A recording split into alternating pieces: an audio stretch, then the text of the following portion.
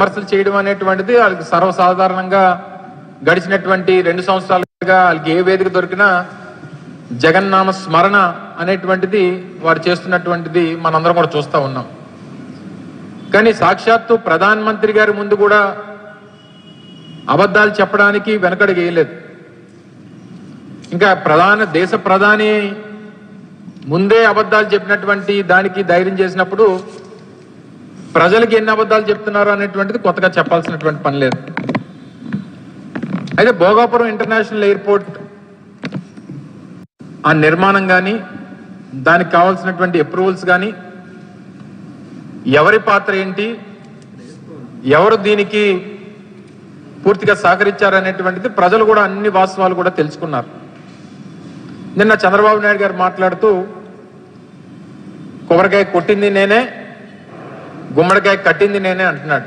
Yes, ఇవి రెండే మీరు చేశారు. మధ్యలో మిగిలిన పని అంతా కూడా జగన్మోహన్ రెడ్డి గారు చేశారు. కొబ్బరికాయ కొట్టడానికి గుమ్మడికాయ కట్టడానికి ముఖ్యమంత్రి అవసరం లేదు. ఎవరైనా కట్టేస్తారు. దారిని పోయినాడు ఎవడైనా కట్టేస్తాడు. కొట్టమంటే కొబ్బరికాయ కొట్టమంటే ఎవరైనా కొడతాడు, గుమ్మడికాయ కట్టమంటే ఎవరైనా కట్టేస్తాడు. కానీ భోగాపురం ఇంటర్నేషనల్ ఎయిర్పోర్ట్ కట్టింది మాత్రం జగన్మోహన్ రెడ్డి గారే అనేటువంటిది ప్రజలు వాస్తవాలు తెలుసుకున్నారనేటువంటి విషయాన్ని చంద్రబాబు నాయుడు గారు గుర్తుపెట్టుకోవాలి. 2019లో తెలుగుదేశం పార్టీ ప్రభుత్వం గద్దె దిగిపోయేటువంటి సమయానికి జగన్మోహన్ రెడ్డి గారు 2019లో ముఖ్యమంత్రిగా బాధ్యతలు తీసుకునేటువంటి సందర్భంలో 2700 ఎకరాలకు గాను సేకరించినటువంటి భూమి కేవలం 270 ఎకరాలు మాత్రమే. 270 నుంచి 290 ఎకరాలు మాత్రమే. అంటే నాట్ ఈవెన్ 10%. మరి 270 ఎకరాలు 290 ఎకరాలు మాత్రమే మీరు సేకరించినటువంటి భూమితో అసలు మీరు శంకుస్థాపన ఎలా చేశారు 2019లో చంద్రబాబు నాయుడు గారు? భూమి లేదు, కాంట్రాక్టర్ లేడు, జిఎంఆర్ ఇంటర్నేషనల్ ఎయిర్పోర్ట్ ఇన్కార్పొరేషన్ లేదు, ఏది లేకుండా ఫిబ్రవరి 14, 2019 చంద్రబాబు నాయుడు గారు శంకుస్థాపన ఏ ఉద్దేశంతో చేశారు? ఎవరిని మభ్యపెట్టడానికి చేశారు? ఎవరిని మోసం చేయడానికి చేశారు? ఇది వాస్తవం కాదా? భూమి లేక, కాంట్రాక్టర్ లేక, ఫైనాన్షియల్ క్లోజర్ లేక, క్లియరెన్స్లు లేక, ఏది లేకుండా చంద్రబాబు నాయుడు గారు శంకుస్థాపన చేశారు. అందుకని అన్న, కొబ్బరికాయ కొట్టడానికి మీ శిలాఫలకం ఓపెన్ చేయడానికి ఒక తాపీ మేస్త్రిని మీ చేతి కొబ్బరికాయ ఇచ్చినోడు ఉంటే చాలు. మీరు ఇటువంటి శిలాఫలకాలు ఈ రాష్ట్రంలో ఉమ్మడి ఆంధ్రప్రదేశ్లో కొన్ని వేల శిలాఫలకాలు ఉన్నాయి చంద్రబాబు నాయుడు గారు ఇలా తుప్పలు పట్టేసినవి. ఎందుకంటే ఆయనకి ఎన్నికల ముందు వారి ఎన్నికల అవసరాల కోసం ఇటువంటి శిలాఫలకాలు కొన్ని వందల శిలాఫలకాలు ఉమ్మడి ఆంధ్రప్రదేశ్లో వేసినటువంటి సందర్భాలు చూసాం. ఈ సందర్భంలో మేము ఆ రోజు 2019లో మేము అధికారంలోకి వచ్చేటువంటి సమయానికి 130 పైచిలకు లీగల్ ఇష్యూస్ ఉన్నాయి ఆ భోగాపురం ఇంటర్నేషనల్ ల్యాండ్ ఎక్విజిషన్కి. 2020లో కోవిడ్ని ఎదుర్కొన్నాం. మే 19, 2020 జిఎంఆర్ ఇంటర్నేషనల్ ఎయిర్పోర్ట్ ఇన్కార్పొరేషన్ అనేటువంటిది 2020లో జరిగింది. దానికి తగ్గ సర్టిఫికేట్ ఆఫ్ ఇన్కార్పొరేషన్.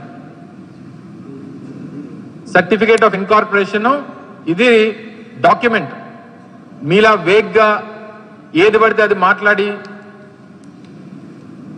మీరు చేయకపోయినా మేమే చేసామనేటువంటి ఆ క్రెడిట్ తీసుకునేటువంటి ఉద్దేశాలు మీలా మాకు లేవు. ఇది 2020 మే నెలలో ఇన్కార్పొరేషన్ అయినటువంటి జిఎంఆర్కి సంబంధించినటువంటి సర్టిఫికేట్ ఆఫ్ ఇన్కార్పొరేషన్. 2023 మేము శంకుస్థాపన చేసేటువంటి సమయానికి పూర్తిగా 2700 ఎకరాలు భూమిని సేకరించి దానికి దాదాపు 500 కోట్ల రూపాయలు ఎక్విజిషన్కి ఖర్చు పెట్టి 4 గ్రామాలు రీహాబిటేట్ చేయాల్సినటువంటి పరిస్థితి వస్తే 4 గ్రామాలని రీహాబిటేట్ చేసి స్ట్రక్చరల్ కాంపన్సేషన్ ప్రతి ఇంటికి దాదాపు 10 లక్షల రూపాయలు ఇవ్వాలనంటే 10 లక్షల రూపాయలు స్ట్రక్చరల్ కాంపన్సేషన్ ఇచ్చి రీహాబిటేట్ చేసినటువంటి ప్రాంతాల్లో కావాల్సినటువంటి ఇన్ఫ్రాస్ట్రక్చర్ కల్పించి దాదాపు 1000 కోట్ల రూపాయలు ల్యాండ్ ఎక్విజిషన్ కి R&R కి ఖర్చు పెట్టినటువంటి ఘనత జగన్మోహన్ రెడ్డి గారి ప్రభుత్వానికి. 2023 సమయానికి అసలు ఓవరాల్ గా GMR ఇంటర్నేషనల్ ఎయిర్పోర్ట్ కి సంబంధించినటువంటి దాంట్లో ప్రభుత్వం తాలూకు ఈక్విటీ ఏంటి? ప్రభుత్వం తాలూకు ఈక్విటీ 2200 ఎకరాల భూమిని ఆ సంస్థకి ఇవ్వడం అనేటువంటిదే ప్రభుత్వం తాలూకు ఈక్విటీ. ఇది మనం వాళ్ళకి హ్యాండ్ ఓవర్ చేస్తే మిగిలినటువంటి కన్స్ట్రక్షన్ యాక్టివిటీ అంతా కూడా ఆ పెట్టుబడి అంతా కూడా ఆ సంస్థ పెట్టుకుంటది. ప్రయాణంలో ఏదైతే కమర్షియల్ యాక్టివిటీ స్టార్ట్ అయిన తర్వాత ప్రయాణానికి ఒక ప్రయాణికుడికి ఇంత అనేటువంటిది ప్రభుత్వానికి ఆ సంస్థ చెల్లించాలనేటువంటిది అగ్రిమెంట్. సో 2200 ఎకరాలు ప్రభుత్వం వారికి హ్యాండ్ ఓవర్ చేసి వాళ్ళకి అక్కడ ఉన్నటువంటి గ్రామాల్ని రీహాబిటేట్ చేసి వారికి అన్ని రకాలుగా కూడా సహకరించి క్లియరెన్స్లు తీసుకుని వచ్చి సేఫ్టీ క్లియరెన్సెస్ కానీ లేకపోతే ఫైర్ కానీ ఎన్వైరన్మెంటల్ క్లియరెన్స్లు కానీ DGCAకి సంబంధించినటువంటి క్లియరెన్స్లు కానీ అన్ని కూడా క్లియరెన్స్లు కూడా 2019-24 మధ్యలోనే తీసుకుని వచ్చాం. అన్ని క్లియరెన్స్లు వచ్చిన తర్వాతే శంకుస్థాపన కార్యక్రమాన్ని మేము నిర్వహించడం జరిగింది. 2023 మే 3వ తారీఖున శంకుస్థాపన చేశాం. ఆ శంకుస్థాపన చేసినటువంటి కార్యక్రమం రోజే జగన్మోహన్ రెడ్డి గారు ఆ రోజు ముఖ్యమంత్రిగా ఈ రాష్ట్ర ప్రజలను ఉద్దేశిస్తూ మాట్లాడుతూ 2026లో ఈ ఎయిర్పోర్ట్ ని ప్రారంభిస్తాం, ఇది టైం లైన్, 2026 ఈ ఆంధ్ర రాష్ట్ర ప్రజలకి ఉత్తరాంధ్ర ప్రజలకి ఈ ప్రాజెక్ట్ ని అంకితం చేస్తాం అనేటువంటి మాట ఆ రోజు ఈ రాష్ట్ర ప్రజలకు ఇచ్చారు. ఇది మేం చెప్పినటువంటి మాట కాదు. ఆ నిర్మాణం చేసినటువంటి సంస్థ GMR గారు ఆ రోజు అదే వేదిక మీద నుంచి ఈ రాష్ట్ర ప్రజలకి ముఖ్యమంత్రి గారి సాక్షిగా దీన్ని 30 నెలల్లో పూర్తి చేసి రాష్ట్ర ప్రజలకు అంకితం చేస్తామనేటువంటి మాట చెప్పింది ఆ సంస్థ అధినేత GMR గారు. నేను ఒకటే అడుగుతున్నా, నిన్న వేదిక మీద ప్రాజెక్టు డెవలపర్ అయినటువంటి మన దేశానికి రాష్ట్రానికి పేరు తీసుకొచ్చినటువంటి గొప్ప పారిశ్రామికవేత్త అయినటువంటి GMR గారు ఈ ప్రాంతానికి ఉత్తరాంధ్ర ప్రాంతానికి చెందినటువంటి వ్యక్తి, ఆయనకి మాట్లాడేటువంటి అవకాశం మీరు ఎందుకు కల్పించలేదు? 5600 కోట్ల రూపాయలు పెట్టుబడి పెట్టి ఈ ప్రాంతం నుంచి దేశాన్ని వెళ్ళినటువంటి గొప్ప వ్యక్తిగా పేరుగాంచినటువంటి GMR గారు ఆ వేదిక మీద ఉంటే వారితో ఎందుకు మీరు మాట్లాడనివ్వలేదు? కేవలం వాస్తవాలు, వారు మాట్లాడితే వాస్తవాలు బయటకు వస్తాయి. ఆయన నిజాలు చెప్పాల్సినటువంటి పరిస్థితి వస్తుంది. నిజాలు చెప్తే మీ తాలూకా క్రెడిట్ చోరీ ఎక్కడ బయటపడుతుంది అనేటువంటి భయంతో ఆ పెద్ద ఆయనతో మీరు మాట్లాడిచ్చేటువంటి అవకాశం కల్పించలేదు. మీ నలుగురు కలిసి జగన్మోహన్ రెడ్డి గారేమో ఎర్ర బస్సు రానటువంటి చోట ఎయిర్పోర్ట్ ఎందుకు అని అన్నారని చెప్పి తప్పుడు ప్రచారం చేస్తారా?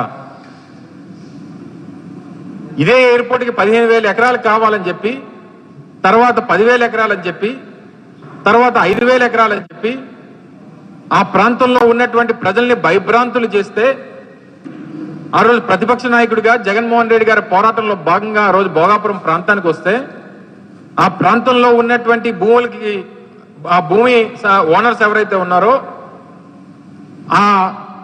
ఆ బాధితుల్లో ఉన్నటువంటి ఒక మహిళ వచ్చి మాట్లాడుతూ, సార్ ఇన్ని వేల ఎకరాల భూమి ఎందుకు, ఈ ఎర్ర బస్సు రానటువంటి ప్రాంతంలో ఎయిర్పోర్ట్ ఎందుకు అనేటువంటి మాట ఆ మహిళ మాట్లాడితే, ఆ మహిళ మాట్లాడినటువంటి మాటను ఆయన కోట్ చేస్తే దాన్ని జగన్మోహన్ రెడ్డి గారు మాట్లాడారని చెప్పి తప్పుడు ప్రచారం చేసి నిస్సిగ్గుగా ఒక ప్రధానమంత్రి గారి ముందు మీరు ఈ కార్యక్రమాల్లో ఈ మాటలన్నీ మాట్లాడారు.